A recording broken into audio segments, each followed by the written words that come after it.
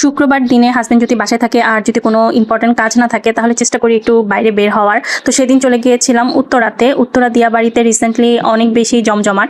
সবাই ঘুরতে যাচ্ছে, তো ভাবলাম যে উত্তরা দিয়াবাড়ি ঘুরে আসি। তো এখানের এই রাস্তাটা আমার ভীষণ পছন্দের, মানে বিশেষ করে এই যে যাওয়ার সময় নার্সারিগুলা, এগুলো দেখতে অনেক ভালো লাগে। আর কিছুদিন পরেই তো কাশফুল ফুটবে, তখন তো এই এলাকা আরো বেশি সুন্দর হয়ে যাবে। তো দেখতে দেখতে এই যে ব্রিজটা পার হয়ে যাচ্ছি। তো আমরা মূলত আজকে যাব হচ্ছে উত্তরা দিয়াবাড়ি, যেখানে কায়াকিং করে সেই জায়গাটায়। তো দেখেন শুক্রবার হলে যা হয় আর কি, প্রচুর মানুষের ভিড় ছিল। আমি কায়াকিং করতে চাইছিলাম, কিন্তু যে পরিমাণ লাইন ছিল আপনারা দেখেই বুঝতে পারছেন। মানে এখানে দাঁড়িয়ে মানে কায়াকিং করতে আরো 1 থেকে 1.5 ঘন্টা লাগবে। তো আমার আসলে এত ধৈর্য ছিল না, তাই আর সাহস করিনি।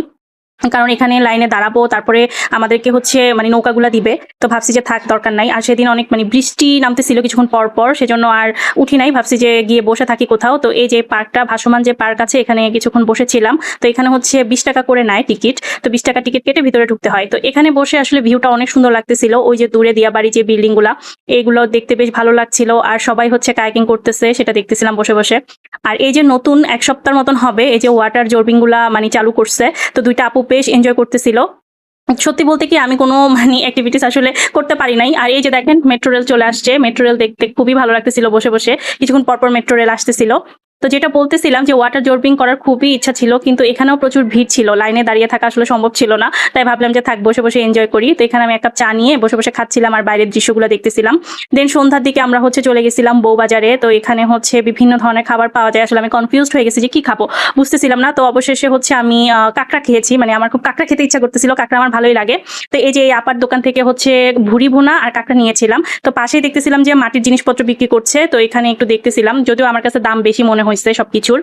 এত বেশি মানুষ, স্বাভাবিক দাম চাইবে, এটা খুবই মানে স্বাভাবিক, যেহেতু এখানে অনেক মানুষ আসে দূর দূরান্ত থেকে। আর মেট্রো রেল হওয়াতে দেখা যায় অনেক দূর দূরান্ত থেকে, মিরপুর, মতিঝিল, অনেক জায়গা থেকে মানুষ আসে। তো এখানে হচ্ছে আমার হাজব্যান্ড জুস খাবে, ওর জন্য একটা জুস নিলাম। এটা হচ্ছে এখানকার জুসগুলো বেশ ফ্রেশ মনে হচ্ছিল। তো প্রচুর খাবারের আইটেম আছে আসলে।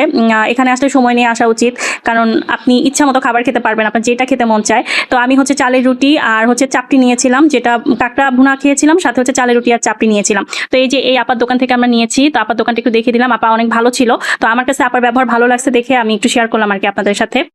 এটা কোনো হচ্ছে প্রমোশনাল ভিডিও না, আমি জাস্ট আমার ভালো লাগা থেকে শেয়ার করেছি। কারণ এখানে অনেক দোকান আছে, আপনার যেখানে খুশি আপনি খেতে পারেন, এটা কোনো ধরাবাঁধা নিয়ম নাই। তো আমি যেখানে খেয়েছিলাম সেটা জাস্ট একটু শেয়ার করলাম আপনাদের সাথে। তো এই যে চাপটি আর চালের রুটি নিয়েছি। তো আমার হাজব্যান্ড হচ্ছে কাঁকড়া খায় না, আমি খেয়েছিলাম। আর ও হচ্ছে ভুড়ি ভুনা নিয়েছিল। তো আমি আমার হাজব্যান্ডের থেকে একটু শেয়ার করেছিলাম। ভুড়ি ভুনাটা বেশ মজা ছিল, আর কাঁকড়াটা আমি যেহেতু পছন্দ করি আমার কাছে ভালো লেগেছে। বাট একটু ঝাল ছিল, আমার হাজব্যান্ড ঝাল খেতে পারে না, ওর কাছে নাকি খুব একটা ভালো লাগে না, বাট আমি ঝাল খেতে পারি। তো আজকে ভিডিওটা এখানে শেষ করছি। আল্লাহ হাফেজ।